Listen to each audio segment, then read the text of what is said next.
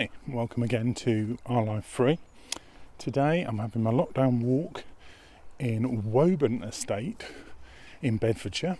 It's a really nice autumn afternoon, which I wasn't really expecting. I was expecting it to rain all week, but I thought, although it's muddy, I'm going to get out for the day, and it's turned out to be beautiful. Today we're going to be talking about the past, present and future, and our relationship with them.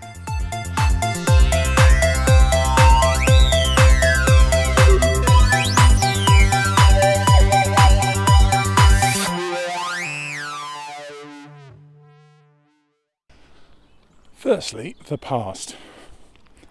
What does the past give us? Why are we obsessed with the past? There's a perfect place to be talking about it.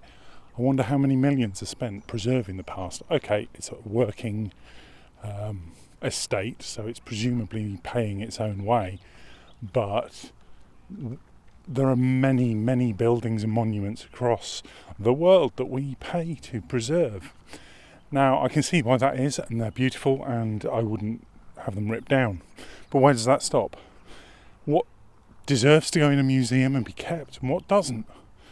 Who makes that decision? How culturally do we make that decision? And it's the same in our lives. There are many, many things we fight to preserve. And when you take a step back, trying to preserve things from the past in your life, that's quite a lot of effort, quite a lot of time, potentially money, and mental willpower goes into preserving things. Do we need to? Do we want to? How many items do you keep hold of in your life because it's got sentimental value? I've got birthday cards from when I was like 15. Now, I don't look at them very often, and they do give me a certain amount of pleasure when I do see them. But could I scan them and just have them on a hard disk somewhere rather than cluttering up my bedroom? I think so. So the past often gives us regret, depression, living in the past. What if I'd done this? What if I'd done that? If I'd only done that differently. Well, at the time you were doing the best you could. You were living in that moment, doing the best you could with all the things you've learnt. Now, if you want to unlock the power of the past, use it as an inspiration. Use it for something that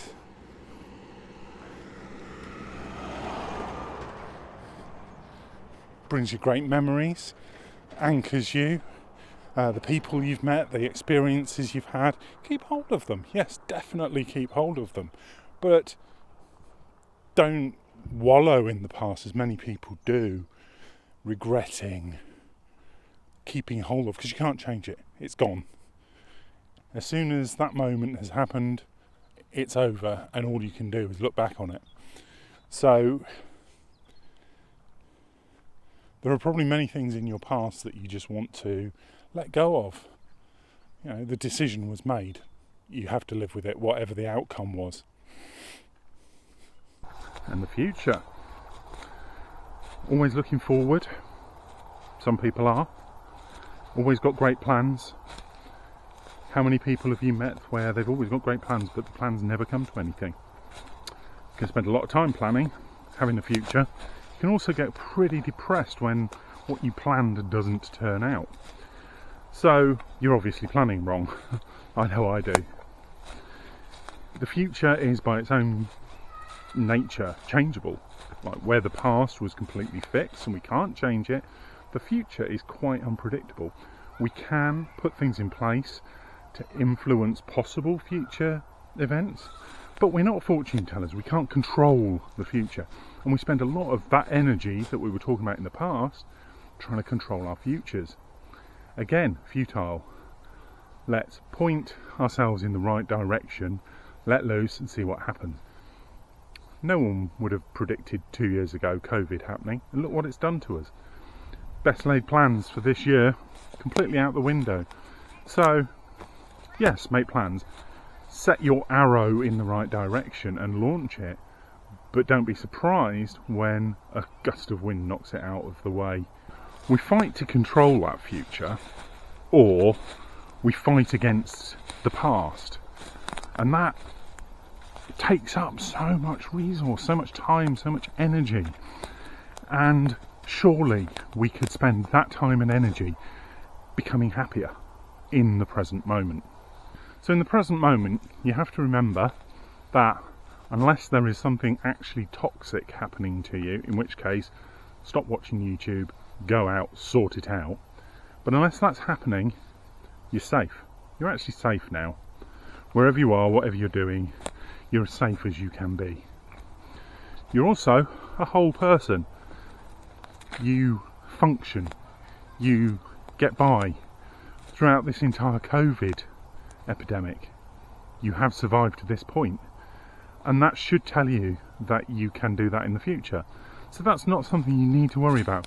Sure, we need to worry. Not worry. We need to plan to have some income.